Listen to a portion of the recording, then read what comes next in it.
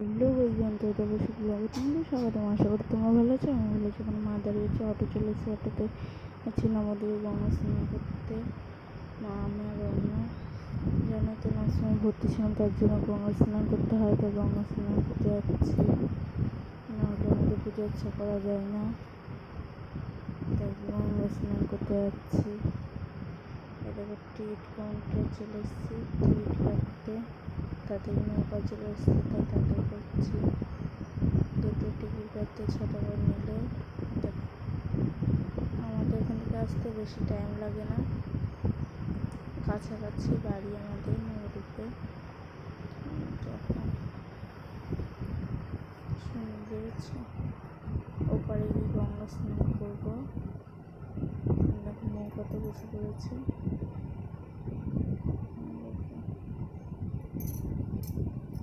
কি সুন্দর স্রোত, জন্য প্রচুর জল বেড়েছে গঙ্গাতে।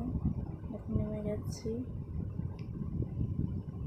মার অন্য ওখানে টিকিটটা দিয়ে দেবো।